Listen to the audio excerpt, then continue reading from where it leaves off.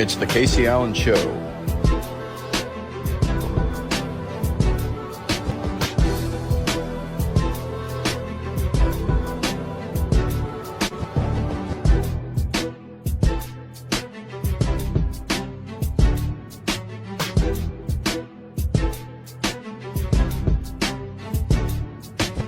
Happy Halloween, guys. Welcome back to the Kacee Allen Show. We are just 4 days away from the general election. We will be voting for President Trump, or at least some of us will be voting for Kamala Harris, which I believe will not be that much. Now, if you look at the polls and even Polymarket, which I believe is the most accurate way to look at this, Donald Trump is currently up 67 to 33% on Polymarket last we checked. Now, what that is, it's a betting market where you essentially put money on politics, culture, lifestyle, pretty much everything. But in this case, it's Trump versus Harris, betting on the election. And putting that money on Trump looks pretty favorable right now, 67% to 33%, which it originally was neck and neck. It was 51-49. It was a pretty close race in this betting market. But even with the polls we see in mainstream media, it has continuously favored President Trump, which we've never seen before. In previous years, when Trump ran against Biden, Hillary Clinton, it all favored Democrats in the polls. And these are coming from the mainstream media. And you look at it now, Trump is favored for the first time ever in the last 3 years. That has to say something. Also, you look at people like John Fetterman, even these Democratic operative panelists, they are starting to say there is a special movement around MAGA and what Trump represents. She is running almost at a tie in your state. You've said that Trump has a special connection with the people of 100%. Pennsylvania. Why? What is it that you see that he appeals to in your state? There's a difference between not understanding, but also acknowledging that it exists. And anybody spends time driving around and you can see the intensity. It's astonishing.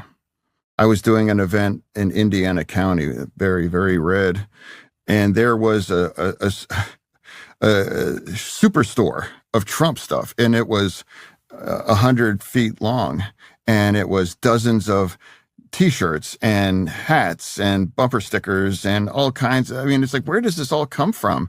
I mean, it was almost like Taylor Swift kind of swag. It's like of everything. It wasn't just a sign. It's the kinds of thing that has taken on its own life on that.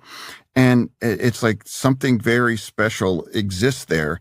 And that doesn't mean that I admire it. It's just like, it's real. Just fix the problem. To fix the problem, you're doing this compromise bill. It does call for $650 million that was earmarked under Trump to actually still go to build the wall. I am not afraid of good ideas where they occur. So you don't think it's stupid anymore? I think what he did and how he did it did not make much sense because he actually didn't do much of anything. I just talked about that wall, right? We just talked about it. He didn't actually do much of anything. But you do want to build some wall. I want to strengthen our border. Yes, we've known this for 8+ years now, but they are finally willing to admit it because everything that they've said and done has been proven to be debunked or just sensationally wrong. I mean, it's very obvious that the mainstream media does not serve the people. They only serve the state media's interests, and they're essentially the government media. And I believe they should be held to higher standards. I'm a free speech person. I believe that every person should have the full capacity to free speech. And that includes the state media. But think about this. The state media, they have the largest funding. They're knowingly receiving money from big pharma, government, NGOs.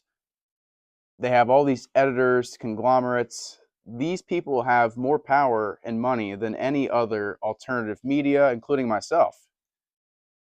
So, yes, I think they should be held to a higher standard. I see them as the government media, and I think the media that is supposedly representing our country should be held to the highest standards, and they should face consequences if they are knowingly promoting false information. I get if you say something that's wrong and you are willing to correct it and apologize for that, but if you're someone that is willing to just sit here and just promote lies all day and not have any remorse and sympathy for your viewers, then yes, there should be some sort of consequence or penalization. Even if President Trump does win the popular and electoral vote, I do believe they're going to incite the 14th Amendment, Section 3, for the insurrection clause to make sure that he does not obtain office. And yes, that's going to be a very hard reality, and I think it's extremely possible considering the circumstances. Who knows what the result of this will be, because obviously millions of Americans will not accept this. But that's the reality. The radical left will go as far as they possibly can to make sure Trump will not obtain power. And I firmly believe, although his chances are likely to win this election, I think it's very unlikely that he does actually become the next president of the United States, considering how corrupt our government currently is. Now, obviously, there's a lot to like about Trump. You have the no tax on tips, no tax on overtime, essentially making it better for the middle class to make it through this harsh environment that the Biden administration has put on us. He's also said that he wants to buy 4 million Bitcoin to build a strategic reserve, to have a more stable treasury, to help things like Social Security, to also help young Americans buy homes, and to make sure that people's 401ks and regular companies are able to successfully operate with profit. And that will only happen if someone like President Trump, who is a capitalist and entrepreneur, who has done these things before at low inflation rates, takes office again. And yes, it's going to be a difficult hole to dig out of, no matter who is running. But someone with a track record, someone who proposes economic plans to benefit the middle class, more so than really any other class at this point, is what America needs. And there's no debate when it comes to that. You may disagree with Trump on rhetoric and even other policies, which I do not agree with Trump 100% everything. And I think if you do agree with someone 100% on anything, then you are part of the cult mentality. And it's perfectly fine to disagree with people. That is part of life, and it's part of being unique and different. But with Trump, yes, it is not even a debate that this is not a partisan race. This is simply, do you want to care about America? Are you a nationalist, patriot person that really thinks that we need to fix this country and go back to the previous image of what this country used to be? Or if you're voting for Kamala Harris, you're simply voting for open borders. Taxing the rich will also affect the middle class and lower class, destroying the economy, destroying the stock market, destroying the dollar's worth even more, and at the same time benefiting illegal immigrants over our very people. That's what they're doing now, and that's what they continue to want to do. Look at people like AOC and Ilhan Omar. They disavow our Constitution and say that the Constitution is a threat to democracy, when they just want to flow America with an influx of illegal immigrants and colored people, which again, it's pretty crazy that they actually say that the Great Replacement theory is a theory, because it's happening in real time. White people are being replaced by illegal immigrants and colored people. Yes, some are citizens, but many aren't. And that's not a theory. Those are statistical numbers and logic. And anyone who denies that and tries to virtue signal someone with the, Great Replacement theory, and you're a white supremacist, is a liar and the worst kind of person. I know many people that do that because they think they're better than everyone else, and it just makes them look like an ass out of themselves. So with 3 days left, I urge everyone to get out there and vote for President Trump, vote to close this border, vote to put a Band-Aid on this economy, and vote to stop the crime in our country. And not to mention the conflicts overseas that the Biden-Harris administration has knowingly failed at, and they don't have any connection or relationship in Gaza or Ukraine and Russia, because they've failed abysmally. It is the worst administration in our country's history. And the fact that Joe Biden is actually the president still, it's insane. And it's a disgrace to our legacy of our country. Any other president would have stepped down by now if they were incognitive like Joe Biden. If they've made the decisions and said the things like he said the other day. We're going to show a clip here in a second. Joe Biden calls, which arguably you could say is 67% of America, millions of Americans, more than half the country, He calls them garbage. Openly calls them garbage. Here's a clip. Or Puerto Rico, where I'm in my home state of Delaware, they're good, decent, honorable people.